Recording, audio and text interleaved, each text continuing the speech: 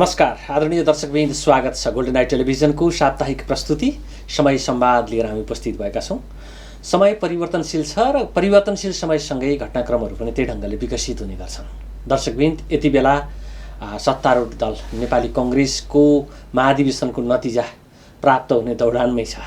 सभापति, उपसभापति, महामन्त्री, त्यसै गरी सहमहामन्त्रीका रिजल्टहरू आउने क्रममा आएको सन्दर्भ छ भनेदेखि अब बाँकी मतगणनालाई अगाडि बढाउने प्रक्रियामा नेपाली कङ्ग्रेस छ। नेकपा एमाले मुलुकको प्रमुख प्रतिपक्षी दल, जसले आफ्नो महाधिवेशन सम्पन्न गरेर जिम्मेवारी पनि बाँडफाँड गरिसकेका छ। नेकपा माले, राष्ट्रिय प्रजातन्त्र पार्टी लगायतका राजनीतिक दलहरूले आफ्नो अधिवेशन सम्पन्न गरेका छन्। माओवादी केन्द्र लगायतका अरू राजनीतिक दलहरूले आफ्नो अधिवेशनलाई गर्ने क्रियाकलापलाई अगाडि बढाइरहेका छन्। उनीहरूका पनि प्रदेश तहसम्मका अधिवेशनहरू सम्पन्न भइसकेको छ। नेकपा माओवादी केन्द्रले पनि आफूलाई अगाडि बढाइरहेको सन्दर्भ छ। त्यस्तै नेकपा एमालेबाट विभाजन भएको नेकपा एकीकृत समाजवादीले पनि आफ्नो सङ्गठनलाई विस्तार गर्ने क्रममा रहेको छ र अन्य सबै सङ्गठनहरू, पार्टीहरूले विशेष गरी आफ्ना सङ्गठनलाई मजबुत बनाउने, आन्तरिक एकतालाई मजबुत बनाउने मात्रै होइन, एक किसिमले हेर्ने हो भनेदेखि अब निर्वाचन केन्द्रित जस्तो जस्तो देखिने गरी आफ्ना अभिव्यक्तिहरू बाहिर ल्याइरहेका पनि छन्। आज हामी विशेषतः नेकपा एमालेको 10औं राष्ट्रिय महाधिवेशन र यसबाट आएको नेतृत्व र अस्ति मात्रै सम्पन्न यसको बैठक मार्फत जिम्मेवारी बाँडफाँड पनि भएको छ, यसको सन्दर्भमा कुराकानी गर्छौँ र नेकपा एमाले आगामी दिनमा कसरी अगाडि बढ्छ भन्ने सन्दर्भमा कुराकानी गर्छौँ। हामीसँग स्टुडियोमा हुनुहुन्छ पूर्व मन्त्री एवं नेकपा एमालेका पोलिट ब्युरो सदस्य जगत विश्वकर्मा। स्वागत छ यहाँलाई। धन्यवाद छ। अब नेकपा एमालेको 10औं राष्ट्रिय महाधिवेशनबाट यहाँ चाहिँ केन्द्रीय सदस्य निर्वाचित हुनुभयो अनि पूर्ण बैठकबाट पोलिट ब्युरोको जिम्मेवारी पाउनु भएको छ। कस्तो अनुभूति हुँदैछ?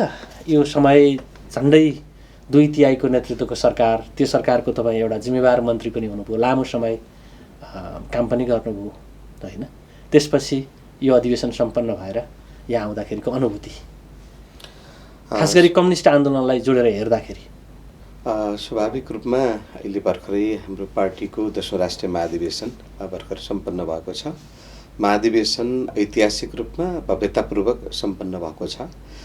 विशेष गरी उद्घाटन समारोहमा जुन व्यापक जनसहभागिता, एउटा जनसागरको रूपमा जुन उर्लने स्थिति भयो, यसले स्वाभाविक हामीलाई एउटा गौरवान्वित बनाएको छ। यसले राष्ट्रिय राजनीतिमा नेकपा एमालेले अगाडि सारेका जे विचारहरू छन्, नेकपा एमालेले राष्ट्रका हितमा, जनताका हितमा जुन नीति कार्यक्रमका साथ नेकपा एमाले अगाडि बढिरहेको छ, हिजो नेकपा एमालेको नेतृत्वमा सरकारमा रहिरहँदा पनि नेकपा एमालेले जसरी आफ्ना कामहरूलाई अगाडि बढाइरहेको थियो देश र जनताको हितमा, विकास र समृद्धिका हितमा, र नेकपा एमाले सरकारबाट बाहिरिसके पछाडिको देशको राष्ट्रिय राजनीतिमा जे घटनाक्रमहरू देखा परे, विशेष गरी सर्वोच्च अदालतको जुन विवादास्पद फैसलाका कारण एउटा परमादेशको सरकार गठन भइसके पछाडि जनताको दृष्टिकोण एउटा नेकपा एमालेका सन्दर्भमा मात्रै नभइकन सिङ्गो राष्ट्रिय राजनीतिमा जनताको दृष्टिकोण र अभिमत के छ भन्ने कुरा पनि अघि भर्खरै पृष्ठभूमिमा यहाँले जुन चर्चा गर्नुभयो,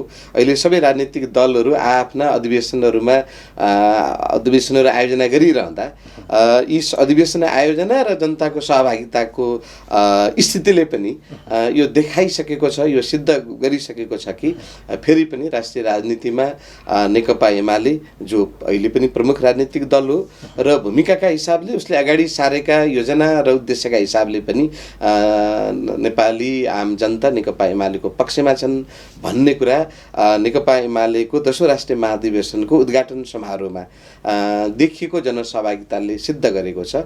यसले स्वाभाविक रूपमा परिवर्तनका पक्षधरहरू, एउटा विकास र समृद्धिका पक्षधरहरू, एउटा देशभक्त राष्ट्रवादी शक्तिहरूका लागि यो एउटा सुखद र खुसीको कुरा हो र नेकपा एमालेका नेता कार्यकर्ताहरूलाई पनि, नेतृत्वलाई पनि यसले एउटा आत्मसमीक्षा गरेर अगाडि बढ्नका लागि यसले एउटा सकारात्मक सन्देश दिएको छ भन्ने हामीले बुझिरहेका छौँ। यसरी तपाईँले यसो भनिरहँदाखेरि नेकपा एमालेको 9औं राष्ट्रिय महाधिवेशन पश्चात तपाईँहरूले माओवादी केन्द्रसँग एकता गर्नुभयो होइन? चुनावमा गएर यो ढङ्गको एउटा सफलता प्राप्त गरिसकेपछि फेरि त्यो आफूभित्रको शक्ति पनि फेरि गुमेको एक किसिमले भन्नुहुन्छ भने पूर्व नेतृत्व गरेका नेताहरू त्यो पार्टीमा रहनु भएन होइन? त्यो स्थितिको समीक्षा चाहिँ अलि भएन कि जस्तो लाग्दैन? यहाँले अहिलेको सन्दर्भमा धेरै सान्दर्भिक विषय उठान गर्नुभयो, म धन्यवाद दिन चाहन्छु। यही परिस्थितिलाई हेरेर नै अहिलेको नेकपा एमालेको भर्खर सम्पन्न 10औं राष्ट्रिय महाधिवेशनले एउटा नारा नै हामीले अगाडि सारेका थियौँ। दक्षिणपन्थी अवसरवाद र साङ्गठनिक अराजकतालाई परास्त गरौँ, जनताको बहुदलीय जनवादको मार्गदर्शनमा समाजवादको आधार निर्माण गरौँ भन्ने एउटा नारा अगाडि सारेर एउटा यो उद्घोषका साथ हामीले 10औं राष्ट्रिय महाधिवेशन आयोजना गरेका थियौँ। स्वाभाविक नेकपा एमाले अहिले नेकपा एमालेको पार्टीको आन्तरिक जीवन मात्रै होइन, सिङ्गो नेपाली कम्युनिस्ट आन्दोलनको सुदूर भविष्यलाई एउटा प्रभावित गर्ने हिसाबले अझ यसो भनौँ नेकपा एमालेको नेतृत्वमा जो यो बिचमा नेकपा माओवादी केन्द्रसँग समेत एकीकरण गरेर जो नेकपा भएर नेकपाको जुन सरकार बन्यो, झन्डै 2/3 को शक्ति सामर्थ्यका साथ नेपाली कम्युनिस्टहरू राज्य सत्ताको बागडोर कम्युनिस्टहरूको हातमा आइसके पछाडि जुन एउटा देश र जनताका हितमा एउटा स्पष्ट दृष्टिकोणका साथ केपी ओलीको नेतृत्वको सरकारले जुन भिजनका साथ काम गर्यो, जुन मिसनका साथ काम गर्यो, स्वाभाविक यसले एउटा विश्व कम्युनिस्ट आन्दोलनकै एउटा विपक्षमा रहेको एउटा पुँजीवादी साम्राज्यवादी शक्तिहरूका लागि नेपालको कम्युनिस्ट आन्दोलनले यो सफलता हासिल गर्ने कुरा, यो लोकप्रियता हासिल गर्ने कुरा, नेपाली कम्युनिस्टहरूले राज्य सत्ताको बागडोर हातमा लिएर देश र जनताको हितमा काम गर्दै अझ लोकप्रिय बन्दै जाने कुरा स्वाभाविक उनीहरूको लागि एउटा सुखद कुरा थिएन। यी खालका कतिपय परिवेशहरूले पनि हाम्रो देशको राष्ट्रिय राजनीतिलाई, पछिल्लो राजनीतिक घटनाक्रमलाई प्रभावित गरेको छ भन्ने कुरा हामी सहज अनुमान र आकलन गर्न सक्छौँ र कतिपय व्यवहारबाट पनि देखिएका कुरा। कति समीक्षा गर्यो यो विषयमा? यो एंगलबाट समीक्षा? त्यसकारण एकातर्फ यो खालको परिस्थिति थियो र अर्कोतर्फ पार्टीको आन्तरिक जीवनमा नै एउटा जुन हिसाबले एउटा पार्टीले लिएको लक्ष्य उद्देश्य, जनताले निर्वाचनको माध्यमद्वारा देखाएको जुन विश्वास हो, जुन अभिमत हो, जनताका चाहिँ आशा अपेक्षा हो र पार्टीले अगाडि सारेको समृद्ध नेपाल सुखी नेपाली अहिलेको यो हाम्रो राष्ट्रिय आकाङ्क्षा हो, सबै जनताको चाहना र भावना हो, यो हामी सबै नेपालीहरूको सामूहिक राष्ट्रिय कार्यभार पनि हो। देशलाई एउटा विकास र समृद्धिको राष्ट्रिय लक्ष्य हासिल गरेर देशलाई समृद्ध नेपाल बनाउने दायित्व यो हामी सबै नेपालीहरूको राष्ट्रिय कार्यभार हो। यो कार्यभार पुरा गर्ने दिशातर्फ जनताको यो भावनालाई सम्बोधन गर्ने हिसाबले सिङ्गो पार्टीको नेतृत्व, अझ शीर्ष तहमा रहेका नेतृत्वहरू एकताबद्ध भएर यो ऐभारा पुरा गर्न पट्टि लाग्नुपर्ने नेताहरू जसरी नेताहरू को राष्ट्रपति हुने, को प्रधानमन्त्री हुने, को पार्टीको अध्यक्ष हुने भनेर जो एक हिसाबले एउटा गुमस्त एउटा गुट बन्दी गरेर एउटा गुमस्त षड्यन्त्र गरेर आफूभित्र जुन भागबण्डा लगाएर आफ्नै पार्टीको एउटा सरकार ढाल्ने, पार्टीको भनौँ न अध्यक्षलाई, महाधिवेशनबाट निर्वाचित भएको अध्यक्षलाई आजै पद छोड, भोलि नै पद छोड भन्ने खालका जुन खालका परिवेशहरू समीक्षा गरेर म आउँछु त्यसमा, जुन खालको परिवेशमा एउटा व्यक्तिका स्वार्थ केन्द्रित पद प्रतिष्ठाको आसक्तिमा जब नेतृत्व लाग्नु देखा पर्नु भनेको त्यो के त भन्दा पार्टी जीवनमा नेपाली कम्युनिस्ट आन्दोलनभित्र फेरि अवसरवाद नयाँ ढङ्गबाट प्रकट हुँदैछ भन्ने कुरा देखा पर्यो। सिङ्गो नेपाली कम्युनिस्ट आन्दोलनमा यसले एउटा आन्दोलनलाई एउटा दक्षिण पन्थमा डोर्याउने हिसाबको जुन खालका गतिविधिहरू एकातर्फ देखा परे र साङ्गठनिक अराजकता देखा परे होइन, पार्टीभित्र नै भनौँ न एउटा संस्थागत एउटा पार्टी कमिटीका समानान्तर रूपमा होइन, तल तल कमिटीहरू गठन गर्दै जाने, यो खालका अराजकता देखिसके पछाडि र अनि जनताको बहुदलीय जनवादको जुन विचार, जुन सिद्धान्तबाट अहिले हामी निर्देशित भइरहेका छौँ, नेकपा एमाले यो सिद्धान्तबाट निर्देशित भएर एउटा देश र जनताको विकास र समृद्धिको राष्ट्रिय लक्ष्य हासिल गर्ने, मुलुकलाई समाजवादमा रूपान्तरण गर्ने, सबै परिवर्तनलाई संस्थागत गर्ने हिसाबले जुन हिसाबले राष्ट्रिय राजनीतिमा नेकपा एमाले पहल कदमी लिइरहेको थियो र जनताको बहुदलीय जनवादको विचारले राष्ट्रिय राजनीतिलाई यस हिसाबले सकारात्मक र परिणाममुखी ढङ्गबाट प्रभावित गरिरहेको एउटा सही साबित भएको, एउटा सही प्रमाणित भएको सिद्धान्त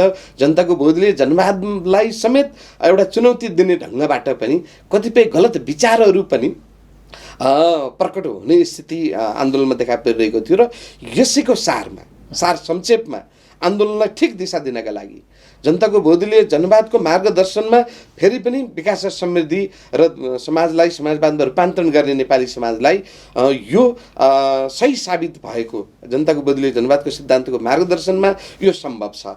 यसका निम्ति अहिले देखिएका विकृतिहरूलाई परास्त नगरिकन, होइन, यो आन्दोलनलाई सही हिसाबले विचार र दृष्टिकोणका हिसाबले आन्दोलनलाई एउटा परिष्कृत नगरेसम्म स्वाभाविक हामीले पार्टीले लिएका लक्ष्य उद्देश्यहरू हासिल गर्न सकिन्न भन्ने निष्कर्षका आधारमा नै महाधिवेशनमा छलफल भयो।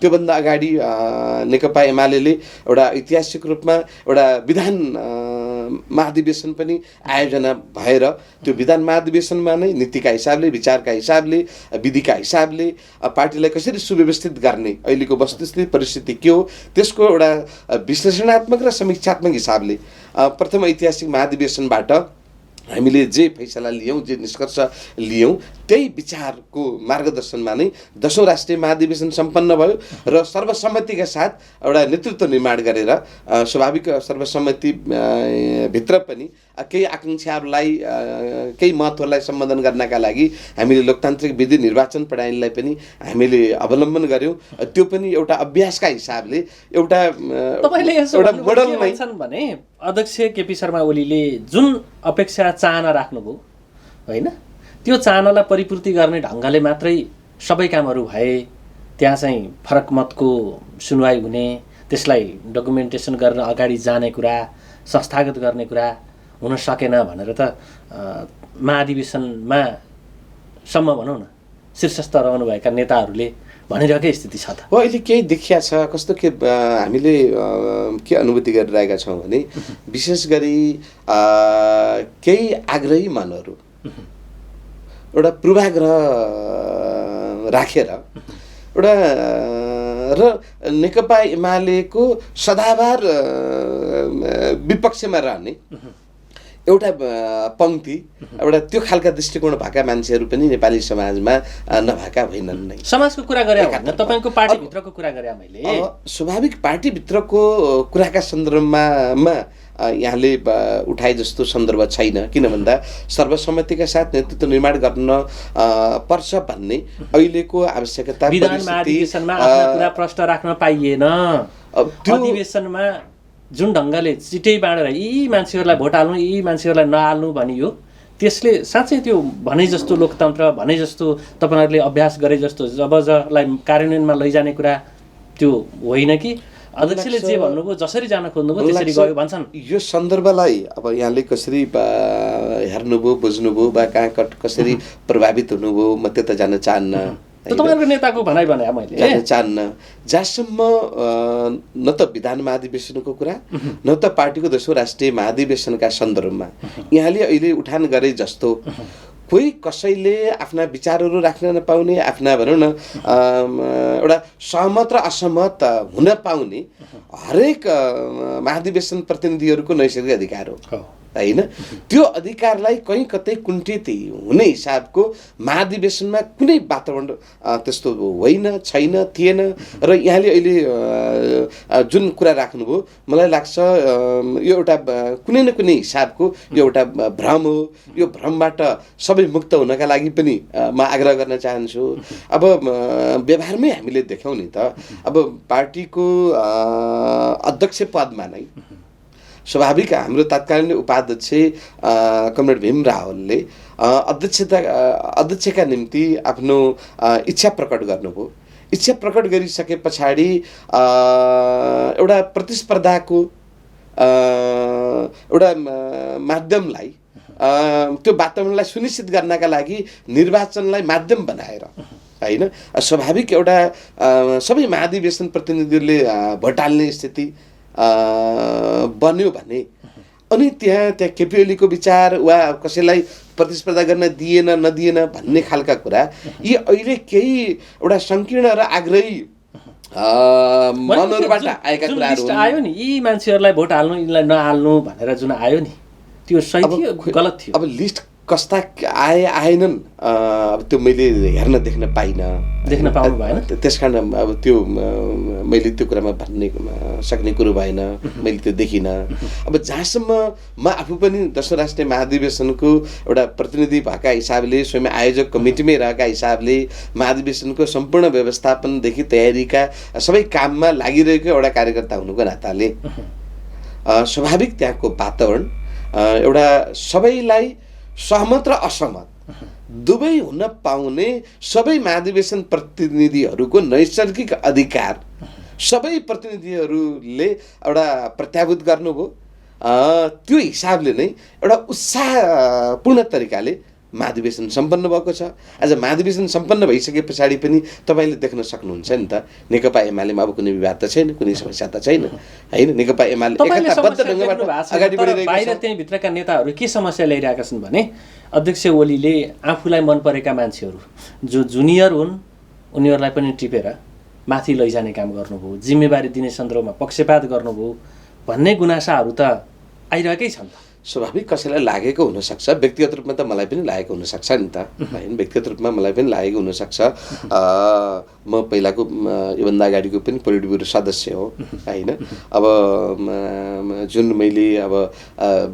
गण्डकी प्रदेशमा केही कुरा गरिरहँदा हिजो साबिकमा गण्डकी अञ्चल भइरहँदा म गण्डकी अञ्चलको इन्चार्ज थिएँ अब पछाडि प्रदेश भइसके पछाडि म गण्डकी प्रदेशको सचिव भएँ फेरि बीचमा एउटा परिस्थिति आयो पार्टी जीवनमा एउटा सङ्कट आयो एउटा संकटको परिस्थितिमा म गण्डकी प्रदेशको म अध्यक्ष भएँ फेरि पार्टी जीवनमा एउटा परिस्थिति आयो पार्टी अब साबिकको 75 जेठ 2 को अवस्थामा फर्कने भन्ने एउटा परिस्थिति बन्यो फेरि म साबिकको अब प्रदेशको सचिव भएका हैसियतमा म प्रदेशको सचिवको हैसियतमा नै अहिले 10औं राष्ट्रिय महाधिवेशनमा मैले भूमिका खेलिरहेको थिएँ दिव्य म पोलिट ब्युरोमा थिएँ अब म आफैलाई पनि लाग्न सक्छ नि त अहिले स्वाभाविक रूपमा लाग्न सक्छ कि लागेको छ स्थायी कमिटीमा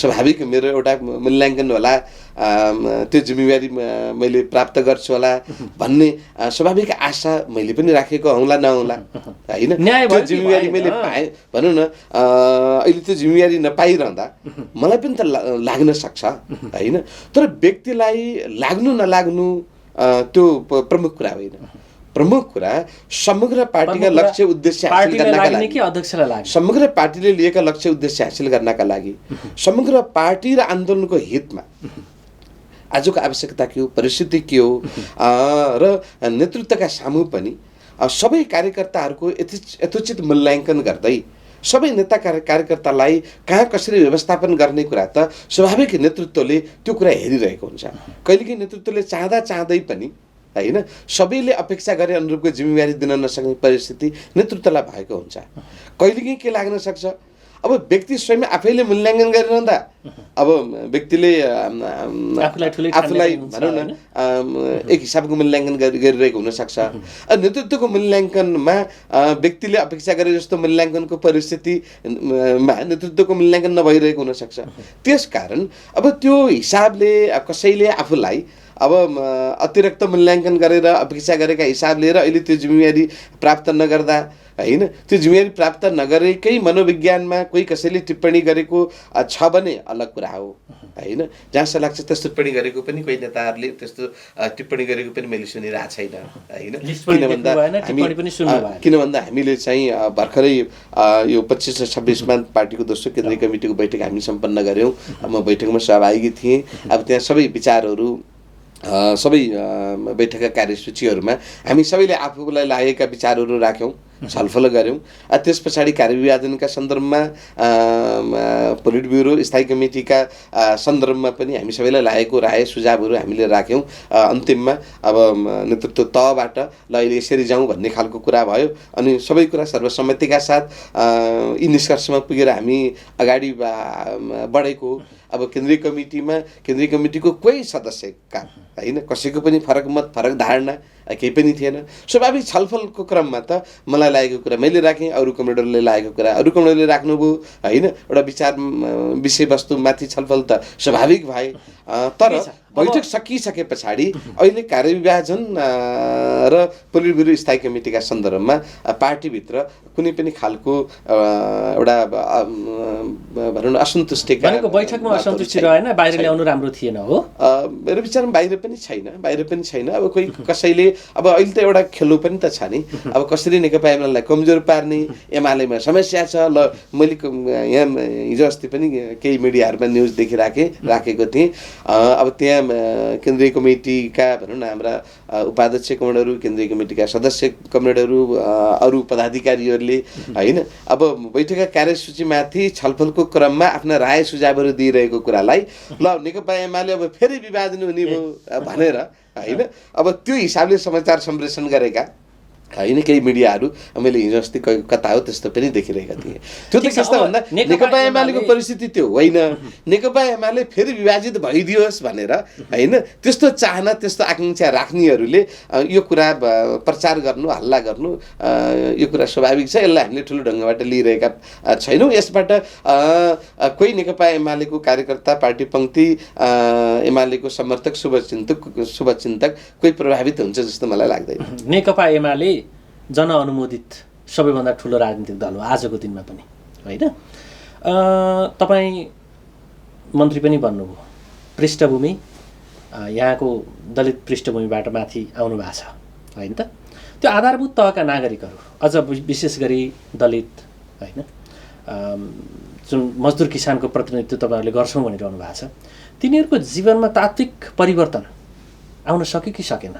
यहाँ मन्त्री बनिरहँदाखेरि नेकपा एमाले यो मुलुकको सबैभन्दा ठुलो पार्टी बनिरहँदाखेरि अझ त्यहाँबाट माथि उठेर हेऱ्यो भने हिजो नेकपा झन्डै 2 तिहाईको सरकार बनिरहँदाखेरि तपाईँहरूले विकास समृद्धिको जुन एउटा उभार आयो भनिरहनु भएको छ, ती नागरिकले जसलाई तपाईँहरूले हिजो भूमिगत कालमा खाइ नखाइ एक किसिमले पालन पोषण गरे भनौँ न, उनीहरूको बुझाइमा उनीहरूको अनुभूतिमा त्यो आउन सक्यो कि सकेन? हो यहाँले जे प्रश्न राख्नुभयो मेरो लागि यो अलिकति सेन्टिमेन्ट प्रश्न पनि हो मेरा लागि। किन भन्दा हामी जोकै व्यक्तिहरू कहाँ जन्मने, कुन भूगोलमा जन्मने, कुन जाति, कुन समुदाय, कुन भाषा बोल्ने, कुन धर्म मान्ने व्यक्तिका कोखमा को जन्मने, महिला भएर जन्मने कि पुरुष भएर जन्मने होइन। अब यो कहाँ कसरी जन्मने भन्ने कुरा यो कसैको पनि व्यक्तिका बसभित्रको कुरा होइन, प्राकृतिक नियम। हामी जो जहाँ जन्म्यौँ यो संयोग थियो। अब म पनि नेपाली समाजमा हिजोको वर्ण व्यवस्थामा आधारित जाति व्यवस्थाले किटेको होइन एउटा दलित समुदायमा जन्मने अवसर मलाई प्राप्त भयो। जन्मने अवसर प्राप्त भएर म आफैले साँच्चीकै यो जाति व्यवस्थाको श्रेणीमा एउटा तल्लो श्रेणीमा राखिएको होइन एउटा दलित समुदायमा जन्मेर आफैले जातीय विभेद र छुवाछुत जस्तो एउटा अमानवीय यो जघन्य यो अपराधको शिकार हुनुपर्दा अब यो स्वाभाविक दुःखदायी त छँदैछ होइन। तर यो दुःखदायी यो कष्टकर परिस्थितिलाई पनि मैले कसरी हेरिरहेको छु भने कम्तीमा मैले त्यहाँ जन्मने संयोग मलाई जोडेर त्यो संयोग त तपाईँले प्राप्त भएन होइन। त्यो संयोग त्यो अवसर मलाई प्राप्त एक हिसाबले भन्दा त्यो संयोग मैले प्राप्त गरेर म आफैले त्यहाँ प्रत्यक्ष जुन भोग्ने अवसर पाएँ, पीडाबोध गर्ने अवसर पाएँ होइन। अब त्यसले गर्दा म के ठान्छु भने तपाईँभन्दा म आफू अलि भिन्न ठान्छु। किन भन्दा त्यो विशिष्ट अनुभव त तपाईँले गर्न पाउनु भएन, मैले पाएँ होइन। मेरो प्रश्न के भने त्यसकारण त्यो अनुभव गर्न पाएको नाताले पनि स्वाभाविक पीडा के हो, घृणा र उपेक्षाको पीडा होइन त्यो भन्ने कुराको प्रत्यक्ष भोगी भएका नाताले पनि स्वाभाविक रूपमा म आज पनि के चाहन्छु भने दलित समुदायले आज जे जस्ता उत्पीडन घृणा र उपेक्षाको व्यवहार भोग्नु पर्यो यस्तो व्यवहार अब उत्पीडित दलित समुदायले मात्रै होइन कि आम मानव जाति कसैले पनि भोग्न नपरोस् हैन। सबैको आत्मसम्मान सबैको सम्मानको रक्षा गर्ने एउटा त्यो सभ्य खालको समाज निर्माण गर्ने कुरामा नै हामी सबै कसरी लाग्न सक्छौँ, व्यक्तिगत रूपमा म आफूले कसरी योगदान गर्न सक्छु र नेपाली समाजको परिवर्तन रूपान्तरणलाई कसरी गति दिने गरी मैले भूमिका खेल्न सक्छु, योगदान पुर्याउन सक्छु भन्ने हिसाबले नै सामाजिक राजनीतिक क्षेत्रमा म अगाडि आएको मान्छे हो। त्यसो भएको हुनाले पनि स्वाभाविक यहाँले उठाए जस्तै एउटा देशको सर्वोच्च कार्यकारिणी भूमिका निर्वाह गर्ने ठाउँ एउटा मन्त्री परिषदको एउटा सदस्य मन्त्री हुने अवसर पाएका हिसाबले पनि स्वाभाविक रूपमा मेरा अगाडि नेपाली समाजको सामाजिक सांस्कृतिक रूपान्तरणको यो अभियानलाई गति दिने हिसाबले हैन, जो भनौँ न सामाजिक सांस्कृतिक रूपान्तरणलाई एउटा टेवा दिने हिसाबले राज्य स्तरमा कसरी हामीले ती कार्यक्रमहरू अगाडि सार्न सक्छौँ हैन। सकेनौ के लाग्यो? म्याक्सको म्याक्सिमम अफर म्याक्स नेट टिभीमा 150 भन्दा बढी एचडी च्यानलहरू, हाई स्पिड इन्टरनेट 100 MBPS सम्मको सुविधा अब 7 प्रदेशमा। अबको connection Max net solutions. Max TV जडानको लागि सम्पर्क गर्नुहोला Max digital TV.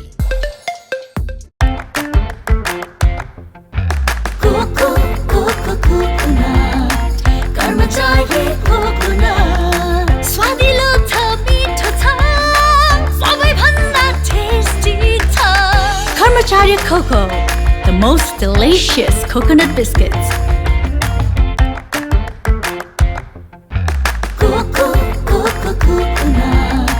Karmacharya Coconut, swadilo tha, meetho tha, sabai bhanda tasty tha. Karmacharya Cocoa, the most delicious coconut biscuits.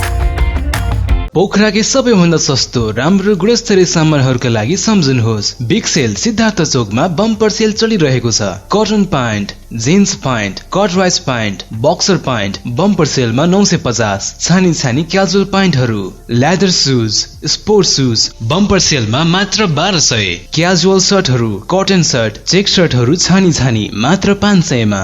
नेपालकै सबैभन्दा सस्तो मूल्यमा होलसेल मूल्य ब्रान्डेड तथा नन ब्रान्डेड सामानहरूका लागि हामीलाई सम्झनुहोस् ramp brand, retro brand, black brand, 80 degree brand साथै नाइक, एडिडास, पुमा र रिबुक ब्रान्डको जुत्ता तथा लुगाहरू र स्पोर्ट वेयरका लागि हामीलाई सम्झनुहोस्। साथै ब्रान्डेड सामानहरूमा 25% डिस्काउन्ट। सबै ब्रान्डेड सामानहरू पाइनुका साथै होलसेल तथा खुद्रा बिक्री गरिन्छ।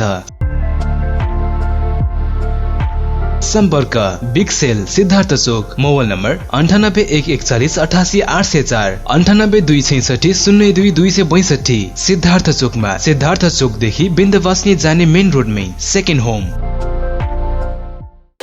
लेखनाथको मुटु अर्घौचोक अनि अर्घौचोकमा अवस्थित विशाल एग्रो स्टोर्स तपाईँ हाम्रो दैनिक जीवनमा अति आवश्यक पर्ने ताजा तरकारी, फलफूल, खाद्यान्न लगायत सम्पूर्ण सामानहरू चाहिएमा हामीलाई सम्झनुहोला। हाम्रा सेवाहरू दूध, दही, खाद्यान्न तथा ताजा लोकल तरकारी, फलफूल, सुपथ तथा होलसेल मूल्यमा पाइनुका साथै होम डेलिभरीको पनि व्यवस्था रहेको छ। साथै सम्पूर्ण पार्टी प्यालेसको सहजतालाई मध्यनजर गर्दै सम्पूर्ण सामानहरू सुपथ मूल्यमा डेलिभरी गरिने जानकारी पनि गराउँदछौ। विशाल एग्रो स्टोर्स, पोखरा 27, लेखनाथ चोक, प्रोपाइटर विष्णु लामिछाने। सम्पर्क 98560 33822, 98560 81768 र 98058 66215। के तपाईँ नयाँ घर बनाउँदै हुनुहुन्छ? यदि हुनुहुन्छ भने ढुक्क भएर एडी ट्रेडर्सलाई सम्झिनुहोस्। हामी तपाईँलाई गुणस्तरीय सामान उपलब्ध गराउनेछौँ। हाम्रा सेवाहरू टोयलेट तथा बाथरुमका लागि आवश्यक सामानहरू जस्तै कमोड, धारा, बेसिन, पाइपहरू, घर बनाउँदा आवश्यक पर्ने सम्पूर्ण हार्डवेयरका सामानहरू पाइनुका साथै प्लम्बर पनि उपलब्ध गराइन्छ। सम्पर्क AD traders, Pokhara 10 Ram Bazar Kalika Chowk. Phone number 061 432 551, 98 161 83 577, 98 460 35 282। Proprietor Hari Dulal. पोखराको मुटु सिर्जना चोकमा अत्याधुनिक पर्वत शर्मा अटो वर्कशप तथा कार वासमा तपाईँ सबैलाई स्वागत गर्न चाहन्छौँ। हाम्रा सेवाहरू टायर रिपेयरिङ नयाँ तथा पुरानो उपलब्ध छ। बाइक तथा स्कुटर सर्भिसिङ, कार वासका साथै रभिङ र पोलिसिङ पनि गरिन्छ। अनुभवी मिस्त्रीद्वारा सर्भिसिङ तथा सफाई गरिन्छ। मोबिल तथा पार्ट्सहरू सुपथ मूल्यमा पाइन्छ। सम्पर्क ठेगाना पर्वत शर्मा अटो वर्कशप तथा कार वास, सिर्जना चोक पोखरा। 40 साइकलको ठिक अगाडि। सम्पर्क नम्बर भुवनन्द बस्याल 98 066 13506, मधुसूदन बस्याल 98 066 70 481, बालकृष्ण बस्याल 98 151 81 437। कृपया एक पटक सेवा गर्ने मौका दिनुहोस्।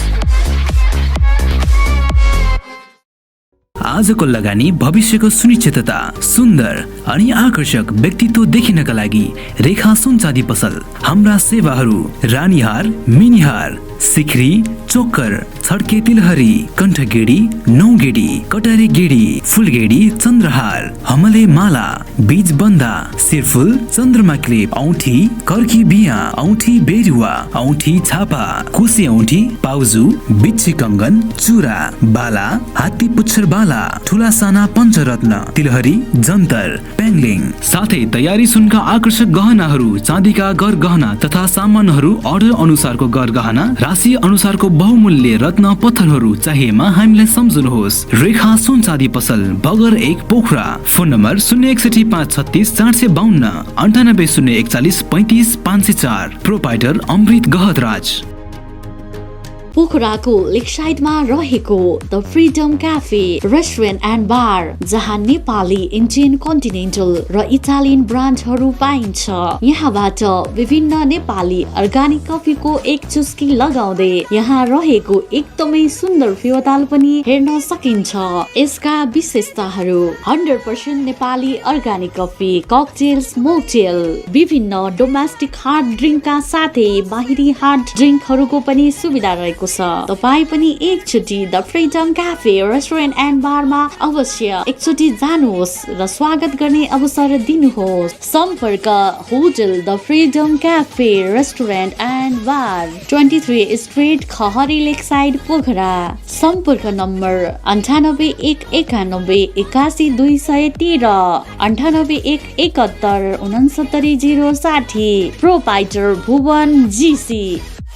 पोखराको लेकसाइडबाट जाने क्रममा सिडीमा रहेको पर्यटकको लागि एकदमै सर्वसुलभ बस्न खान एकदमै सहज भएको चारकोल प्राइभेट लिमिटेड, जुन चाहिँ सिडीको बाटोको दाहिने साइडबाट अवस्थित रहेको छ। यसको महत्त्वपूर्ण सेवा सुविधाहरू: थकाली खाना, लाइभ बारबिक्यू, 7वटा रुमको व्यवस्था, पार्टी रेस्टुरेन्टको व्यवस्था र विभिन्न लाइभ स्पोर्ट्स बार, प्रोजेक्ट र राम्रो खाना अनि बस्नको सुविधा पनि छ। यहाँ विभिन्न तालको माछाको परिकारले साथै शान्ति स्तूपा, श्री सिद्धेश्वर महादेव र फेवातालको रमणीय दृश्य पनि हेर्न सकिन्छ। एकचोटि हजुरहरू पनि यो होटलमा गएर स्वागत गर्ने अवसर अवश्य दिनुहोला। सम्पर्क होटल चारकोल प्राली, शेरी, पोखरा 18। सम्पर्क नम्बर 98 469 042 28 42 0066। प्रोपाइटर प्रदीप गुरुङ, सलेस महर्जन, दिजेश वाग्ले। हैन, सकेनौ के लाग्यो त? जनताका आशा अपेक्षाहरूलाई कसरी सम्बोधन गर्न सक्छौँ भन्ने हिसाबले नै हामी केन्द्रित हुनुपर्ने हाम्रो अभिभारा थियो र हामी त्यो हिसाबले हामी केन्द्रित भयौँ पनि। म यहाँलाई उदाहरण दिन चाहन्छु। जस्तै भनौँ न, हिजो संविधान बनाउने बेलामा नै हैन, आज पनि उत्पीडित दलित समुदायको भूमिप्रतिको उनीहरूको पहुँच र स्वामित्वको स्थितिलाई हेर्ने हो भने धेरै निराशाजनक अवस्था छ। किन भन्दा हिजोको सामन्ती व्यवस्थाले नै के गरेको थियो, भूमिको पहुँचबाट त्यो समुदायलाई एउटा टाढा राखेको थियो, वञ्चित गरेको थियो। त्यसकारण संविधानले जुन भनौँ न व्यवस्था गरेको एउटा भूमि दलित समुदायको जो नेपाल राज्यभरि भूमि नभएका आवासका निम्ति पनि भूमि नभएका दलित समुदायका नागरिकहरूलाई र भूमिहीन सबै नागरिकलाई एउटा एकपटक राज्यले भूमि दिने जुन संविधानमा त्यो अधिकारको हामीले प्रत्याभूति गरेका थियौँ। म मन्त्री भइसके पछाडि एउटा संयोगले मन्त्री परिषदमा पनि म विधेयक समितिमा थिएँ होइन। अब त्यो संविधानमा व्यवस्था भएका हकहरूलाई ऐन बनाएर त्यसलाई कार्यान्वयनमा लैजानका लागि जस्तै भूमि सम्बन्धी जुन 8औं संशोधन ऐन मार्फत आम दलित समुदायलाई भूमि संविधानले प्रत्याभूत गरेको अधिकारलाई व्यवहारमा कार्यान्वयन गर्ने गरी हामीले ऐन बनायौँ। त्यो ऐन बनिसके पछाडि पनि फेरि त्यसलाई व्यवहारमा कार्यान्वयन गर्नका लागि आयोग बनाएर जुन आयोगले जसरी भूमि सम्बन्धी समस्या समाधान आयोग बनाएर जसरी आयोगले काम गरिरहेको थियो, काम धेरै अगाडि बढिरहेको पनि थियो, सबै हामी जानकार छौँ। पछिल्लो अब राजनीतिक घटनाक्रम फेरिएसँगै होइन, जब अर्को सरकार आयो, सरकार आइसके पछाडि भइरहेको आयोगलाई विघटन गर्ने काम गर्यो र अहिले आयोग ती कामहरू एक खालको भनौँ न एउटा अन्यलतामा परेको अवस्था छ।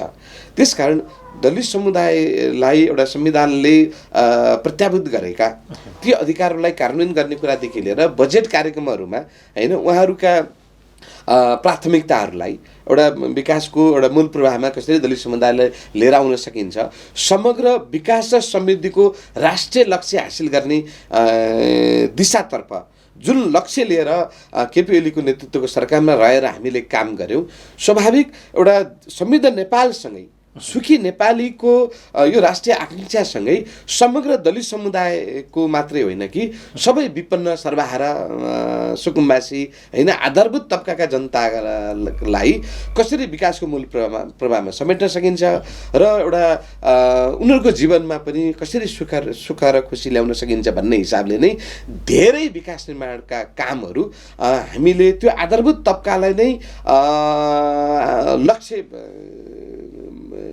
लक्षित गरेर नै धेरै कार्यक्रमहरू हामीले अगाडि बढाएका छौँ। अहिले 1, 2, 3 भन्दै जाँदा यहाँको समय भनौँ न नपुग्न सक्छ, किन भन्दा अहिले विशेष गरी केपी ओलीको नेतृत्वको सरकारले त्यो विकास र समृद्धिका तपाईँ भौतिक पूर्वाधारको निर्माणको क्षेत्रमा एक हिसाबले भन्दा यो पछिल्लो 3.5 वर्ष त एउटा नेपालका सन्दर्भमा त भनौँ न एउटा क्रान्ति भएको अवस्था हो नि होइन। एउटा पूर्वाधारको सन्दर्भमा त्यो मात्रै होइन, मानवीय विकास, हामीले विकास र समृद्धिको कुरा गरिरहँदा सुखी नेपाली समृद्ध नेपालको कुरा गरिरहँदा भौतिक पूर्वाधारले मात्रै सम्भव छैन है। जब मानवीय विकास बढ्ता जोड तपाईँहरू भौतिक पूर्वाधारलाई दिनुभयो कि भन्ने कुरा, जस्तो रानी पोखरीको कुरा, धरहराको कुरा होइन, अनि त्यसपछि ग्यासका कुराहरू, पानी जहाजका कुराहरू ती धेरै भए, केही हदसम्म रानी पोखरी पनि बन्यो, धरहरा पनि बन्यो होइन। तर त्यो आधारभूत जनता जहाँबाट तपाईँहरू उठ्नुभयो तिनीहरूको जीवन परिवर्तन गर्ने कुरा ठ्याक्कै धरहरा बन्यो भने जसरी बन्यो भन्ने के छ? ती सन्दर्भका कुराहरूमा पनि म तपाईँलाई उदाहरणै दिउँ। अलि अगाडिसम्म हामीले सडक मानव देख्थ्यौँ, एउटा मानसिक रूपमा समस्या भएका नागरिकहरू वा अन्य परिस्थितिले एउटा सडकमा आएका नागरिकहरू हामी सडकमा बगिरहेको देख्थ्यौँ। हामीले थुप्रै सडकमा बालबालिकाहरू हामी देख्थ्यौँ। अझ ती बालबालिकाहरूलाई एउटा नकारात्मक हिसाबले एउटा घृणा भावका हिसाबले कुनै शब्दावली प्रयोग गरेर ती अबोध बालबालिकाहरूलाई एउटा सम्बोधन गर्ने, उनीहरूलाई अपेक्षा गर्ने त्यस्ता शब्दावलीहरूको प्रयोग पनि त तपाईँ हामीले देखेकै हो, सुनेकै हो। तर आज जब केपी ओलीको नेतृत्वको सरकारमा रहेर हामीले काम गऱ्यौँ, आज तपाईँ देख्नुहुन्छ सडकमा बालबालिकामा छैनन्, सडक मानवहरू जो भनौँ न यतातत्र एउटा जुन दुरावस्थामा हिँडेको अवस्था थियो, आज त हामीले त्यो पाउँदैनौँ। किन भन्दा त्यो राज्यको दायित्व, सरकारको कर्तव्य र दायित्व हो ती सबै नागरिकहरूलाई संरक्षण गर्ने, उनीहरूलाई भनौँ न एउटा मानवीय जीवन को प्रत्याभूत गराउने दायित्व त्यो राज्यको सरकारको, त्यो जिम्मेवारी हामीले पुरा गऱ्यौँ नि त। यद्यपि त्यो सबै हिसाबले पूर्ण र पर्याप्त भयो भन्ने होइन, तर त्यसलाई हामीले सुरुवात गऱ्यौँ, सुरुवात मात्रै होइन त्यसलाई एक चरणमा भनौँ न सम्बोधनै गऱ्यौँ, त्यो मात्रै होइन। या तपाईँ भनौँ न मान्छेहरू भन्ने गर्छन् हिजो सरकार मल खानेकुरा छैन भन्यो भने दुध र भात खाऊ न भनेर राजाहरूले जवाफ दिन्थे अरे। त्यस्तै तपाईँहरू पनि अहिले सडकमा छैन भनिरहँदाखेरि यहीँ तल झरेर हाम्रो स्टुडियोबाट तल झर्नुभयो भने हुन त गण्डकी प्रदेश सरकारले पनि सडक अपेक्षी नागरिक मुक्त सडक भनेर भने सकेर तर पनि हामी देख्छौँ भर्खरै देखेर आइरहेको छु र तपाईँ सँगै झरियो भने त्यो देखिन्छ त्यति टाढा छैन त्यो किन नदेख्ने हुनुभयो हो कि साँच्चै नदेखे हो मलाई लाग्छ मैले के घोषणा गरियो पक्कै भएछ भन्ने लाग्यो भर्खर पनि भने हामीले त्यसलाई सुरुवात गऱ्यौँ सुरुवात मात्रै गरेनौँ एक स्तरको सम्बोधनै गऱ्यौँ होइन स्वाभाविक त्यो सम्बोधन गऱ्यौँ भनिरहँदा त्यसले पूर्णता पाइरहेको छैन के अरे पूर्णता पाइसकेको छ भन्ने त्यो दाबी गर्ने बेला भइसकेको छैन मैले भर्खरै भने स्वाभाविक एकातर्फ अर्कोतर्फ फेरि पनि अहिले हामी सडकमा अहिले फेरि हामी सरकारमा त छैनौँ तपाईँ देख्नुहुन्छ हामीले अगाडि सारेका विकास निर्माणका महत्त्वपूर्ण योजनाहरूमा विनियोजन भएका सुरु भएका विकास निर्माणका कामहरू अहिलेको वर्तमान परामादेशको जुन दक्षिणपन्थी अवसरवादी गठबन्धनको सरकार छ यो सरकार आए पछाडिको उसको पहिलो निर्णय के थियो भूमिहीन सुकुम्बासी आयोगलाई खारेज गर्ने सरकारले भनौँ न विकास निर्माणका लागि छुट्टिएका भनौँ विनियोजन भएका बजेटहरूलाई भनौँ न कटौती मात्रै होइन त्यसलाई अहिले भनौँ न कुनै प्रक्रिया अगाडि नसार टेन्डर प्रक्रिया अगाडि नसार भनेर होइन मातहतका कार्यालयहरूलाई निर्देशन गर्ने लगायतका कामहरू वर्तमान सरकारले गरेको छ पूर्ववर्ती सरकारले गरेका राम्रा कामहरूलाई निरन्तरता दिएर एउटा राज्यको दायित्व सरकारको दायित्व पुरा गर्ने हिसाबले अगाडि बढ्नुपर्ने थियो नि सरकार कि अहिलेको सरकार त्यता त्यो दिशामा तपाईँ हामी देख्छौँ अहिलेको सरकार गन्तव्यहीन छ अहिलेको सरकार अन्यलग्रस्त छ होइन अब यो परिस्थितिको सरकार भइरहेको बेला अहिले हिजोको सरकारले सुरु गरेको कार्यक्रमहरूलाई निरन्तरता दिएर सडकलाई मानव मुक्त बनाउने कुरामा अहिलेको सरकार त्यतिकै जिम्मेवार छ भन्ने कुरामा स्वाभाविक तपाईँ हामीले आशा अपेक्षा कमै राख्न सकौँला अब त्यसकारण अहिले पूर्ण मुक्त भइसक्यो भन्ने दाबी फेरि पनि मेरो होइन र म फेरि पनि जोड दिन चाहन्छु यो राज्यको दायित्व सरकारको दायित्व अझै कहीँ समस्या छ भने तत्कालै त्यो भोलि होइन आज नै राज्यले यस्ता समस्या समाधान गर्नुपर्छ यसमा म जोड दिन चाहन्छु ठिक छ अब कास्की क्षेत्र नम्बर 3 बाट यहाँ निर्वाचित हुनुभयो मन्त्री हुने अवसर पनि प्राप्त गर्नुभयो हामी कहाँ कस्तो एउटा प्रचलन आम नागरिकको बुझाइ पनि हाम्रो ठाउँको मन्त्री भइदिएपछि होइन मेरो ठाउँको मान्छेले पहुँच राख्यो भने विकास निर्माण पूर्वाधारहरू अलि बढी मेरो ठाउँमा हुन्छ भन्ने अपेक्षा राख्दो रहेछ तपाईँ मन्त्री हुँदाखेरि खास गरी कास्की क्षेत्र नम्बर 3 ले त्यो अपेक्षा परिपूर्ण भएको अवस्थामा पायो अथवा एउटा मन्त्री त देशको मन्त्री भयो होइन आफ्नो निर्वाचन क्षेत्र या कास्की मात्रै केन्द्रित हुने कुरा त भएन यद्यपि त्यो अभ्यासले देखाइरहेको हुनाले कति पुरा हुन सकेको धेरै सान्दर्भिक प्रश्न यहाँले राखिदिनु भयो यहाँलाई म धन्यवाद दिन चाहन्छु हाम्रो देशमा अब विगतदेखि नै जुन अभ्यास हुँदै आयो एउटा प्रभाव र पहुँचमा विकासका योजनाहरू पछि लाग्ने होइन विकासका योजनाहरू प्रभाव र पहुँचका पछि लाग्ने अब जहाँको व्यक्ति छ होइन एक खालको शासकहरूको भनौँ न एउटा दृष्टिकोणमा आम विकासका दृष्टिकोणमा होइन आम जनताको आवश्यकता औचित्यता को विश्लेषणको आधार दृष्टिकोणमा होइन होइन जुन हिसाबले हिजो विकास निर्माण प्रभावित हुने स्थिति भयो बजेट भनौँ न नीति निर्माण गर्ने ठाउँमा निर्णय गर्ने ठाउँमा जहाँको मान्छे छ त्यही ठाउँमा चाहिँ भनौँ न एउटा बजेट जाने स्थिति विगतदेखि यो गलत अभ्यास हुँदै आएको अवस्थामा स्वाभाविक रूपमा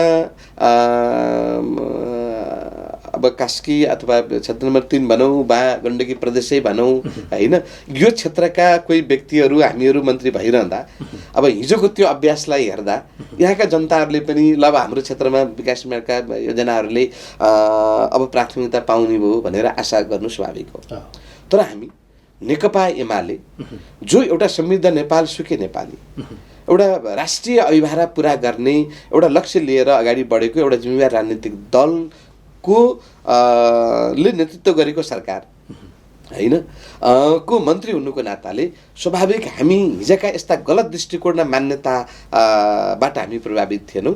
समग्र राष्ट्रिय रूपमा नै कसरी देशको विकास गर्न सकिन्छ, हामी त्यो पदमा भइरहँदा त म त देशको मन्त्री हो भन्ने जिम्मेवारी बोध लिएर नै हामीले काम गऱ्यौँ। यो जिम्मेवारी बोध गरिरहँदा फेरि पनि हाम्रो यो गण्डकी प्रदेश कास्की जिल्ला र कास्की क्षेत्र नम्बर 3 पनि यो देशभित्रकै के हो, यो देशभित्रकै भूभाग हो। यो क्षेत्रको विकासमा पनि हामीले त्यत्तिकै ध्यान दिनुपर्छ। यहाँका जनताका ती आशा अपेक्षाहरूलाई समस्याहरूलाई हामीले सम्बोधन गर्नका निम्ति पहल कदमी गर्ने त्यो नैतिक कर्तव्य दायित्व र पदीय जिम्मेवारी पनि यो क्षेत्रको प्रतिनिधि हुनुको नाताले त्यो जिम्मेवारी पनि हाम्रो थियो र त्यस अनुरूप हामीले काम गऱ्यौँ। एउटा समग्र देशको सन्दर्भमा नै कसरी हामीले देशलाई अगाडि लग्न सकिन्छ, देशको विकासलाई गति दिन सकिन्छ। अझ म युवा तथा खेलकुद मन्त्रालयमा भएका हिसाबले मूल रूपमा युवा तथा खेलकुद मन्त्रालय मार्फत कसरी काम गर्न सकिन्छ भन्ने सन्दर्भमा हामी केन्द्रित भयौँ। म तपाईँलाई उदाहरण दिन चाहन्छु। युवा तथा खेलकुद मन्त्रालयको तर्फबाट हामीले 7वटै प्रदेशमा अन्तर्राष्ट्रिय स्तरका रङ्गशालाहरू एउटा आधुनिक रङ्गशालाहरू बनाउने गरी 7वटै प्रदेशमा हामी एउटा रङ्गशाला बनाउने अभियान अगाडि सार्यौँ। प्रदेश नम्बर 1 को इटहरीमा बन्यो, 2 को जनकपुरमा हामीले काम आरम्भ गऱ्यौँ। प्रदेश 3 बागमती प्रदेशको 10 रङ्गशाला र हेटौडामा र 7 बाटोमा महत्त्वपूर्ण संरचनाहरू हामी निर्माण गऱ्यौँ र तिनै पूर्वाधारमा नै हामीले 13औं साग भव्यतापूर्वक सम्पन्न गऱ्यौँ। एउटा देशकै प्रतिष्ठामाथि उठाउने काम साग गेमबाट भयो होइन। एउटा ऐतिहासिक खेल क्षेत्रमा एउटा नयाँ इतिहास कीर्तिमान कायम गर्ने गरी 51 स्वर्ण पदकका साथ होइन हामीले त्यो सफलता हासिल गऱ्यौँ र नेपालको एउटा प्रतिष्ठामाथि उठायौँ। र गण्डकी प्रदेशको हकमा हेरिरहँदा प्रादेशिक रङ्गशालाको रूपमा पोखरा रङ्गशाला हिजो भनौँ न हामी मन्त्री हुनुभन्दा अगाडि पोखरा रङ्गशालामा स्वाभाविक भनौँ न एउटा गाई चर्ने ठाउँ थियो होइन, परिस्थिति त्यस्तो थियो। आज पोखरा रङ्गशाला एउटा यो प्रदेशकै रङ्गशाला हो होइन। गण्डकी प्रदेशको राजधानी पोखरामा हामीले त्यो रङ्गशाला बनायौँ। यस्तै 5 नम्बर प्रदेशको बुटवल नेपालगञ्जमा र दाङमा गरी खेलकुदका महत्त्वपूर्ण संरचनाहरू बनायौँ। विशेष गरी नेपालगञ्जको रङ्गशालालाई निर्माण गऱ्यौँ। त्यस्तै गरी कर्णाली प्रदेशमा रङ्गशाला बनाउनका लागि बजेट विनियोजन गऱ्यौँ, तर अब त्यहाँ अलिक पहल कदमी स्थानीय तहबाट हुन सकेन, प्रादेशिक स्थानीय तहबाट हुन सकेन, त्यो कामले गति लिन सकेन। सुदूरपश्चिमको धनगढीमा प्रादेशिक रङ्गशाला हामीले बनायौँ। यति मात्रै होइन, देशका 753वटै स्थानीय तहमा एउटा दीर्घकालीन महत्त्वका पूर्वाधार निर्माण गर्ने खेलका भनेर हामीले पहिलो वर्ष 84वटा पालिकामा सुरु गऱ्यौँ। दोस्रो वर्ष पनि भनौँ न त्यसरी नै सुरु भएका थिए भने अब हाम्रो गण्डकी र कास्कीका सन्दर्भमा कुरा गरिरहँदा स्वाभाविक युवा खेलकुद मन्त्रालयको तर्फबाट अब तपाईँ लेखनाथको भनाडीको रङ्गशालाको कुरा होस् वा लामचुरको गोस्तेको कुरा होस् होइन, वा तपाईँ चाहिँ पाम्दीमा चाहिँ बनेको भनौँ न भलिबल कोर्टको कुरा होस् या हेम्जामा बनेको चाहिँ भनौँ न फुटबल मैदानको कुरा होस् होइन। अब अरू साना भनौँ न खेल मैदानका लागि पनि अब हामीले ध्यान पुर्यायौँ होइन। यस हिसाबले स्वाभाविक रूपमा यो फेरि युवा खेलकुद मन्त्रालयको मात्रै कुरा होइन, अरू बाटोघाटो खानेपानी। म चुनाव लडिरहँदा मैले भनेको थिएँ कास्की क्षेत्र नम्बर 3 लाई अब म त्यहाँ उम्मेदवार भएका नाताले त्यहाँको जनप्रतिनिधि हुनुको नाताले मैले त्यति बेला के भनेको थिएँ भने म आगामी 3 वर्षभित्र कास्की क्षेत्र नम्बर 3 लाई अब खानेपानी समस्या मुक्त क्षेत्रको रूपमा विकास गर्छौँ भनेर चाहिँ हाम्रो प्रतिबद्धता थियो। हुन पनि यो बिचमा कास्की क्षेत्र नम्बर 3 का कुनै गाउँ त्यस्ता रहेनन् जहाँ खानेपानीको समस्या छ भन्नेका गाउँ टोलहरूमा खानेपानीको योजना नपरेको होस् होइन। अब यो हिसाबले हामीले काम गऱ्यौँ। अब त्यस्तै विद्यालयका सन्दर्भमा होइन भनेको आफ्नो कामबाट सन्तुष्ट हुनुहुन्छ। व्यक्तिगत रूपमा स्वाभाविक सन्तुष्ट लिएर बसियो भने त फेरि भोलि प्रगति गर्न सकिँदैन भन्ने भनाइ नै छ। भनेको जनताले तर अहिले हामीले जुन हिसाबले हामी काम गऱ्यौँ हाम्रा कामबाट यहाँका जनताहरू एउटा खुसी र सन्तोष प्रकट गरेका छन् भन्ने कुरा यो तपाईँ हामी सबैले अनुभूत गरेको कुरा हो। बरु व्यक्तिगत रूपमा म अझै असन्तोष छु कि अझै धेरै काम गर्नु छ, अझै धेरै काम देशकै लागि हाम्रो प्रदेशका लागि, हाम्रो जिल्लाका लागि, हाम्रो क्षेत्रका लागि अझै धेरै गर्नु छ। व्यक्तिगत रूपमा अझै म असन्तुष्ट छु, अझै गर्नु धेरै छ। महत्त्वपूर्ण समय संवाद विश्लेषण जानकारीको लागि धेरै धन्यवाद छ। यो मौकाका लागि म गोल्डन नाइट टेलिभिजनलाई म धेरै धन्यवाद व्यक्त गर्न चाहन्छु। हस्, धन्यवाद छ। आदरणीय दर्शकवृन्द, आजको बसाइमा हामीले कुराकानी गऱ्यौँ पूर्व मन्त्री नेकपा एमालेका पोलिट ब्युरो सदस्य कास्की क्षेत्र नम्बर 3बाट निर्वाचित सांसद जगत विश्वकर्मासँगको कुराकानी तपाईँले हेरिसक्नु भएको छ। 3 दिनसम्म हामीलाई हेरिदिनु भयो। तपाईँ सम्पूर्ण दर्शकप्रति विशेष आभार प्रकट गर्छु र हाम्रो सम्पूर्ण युनिटका साथ मलाई पनि आज्ञा दिनुहोस्। नमस्कार।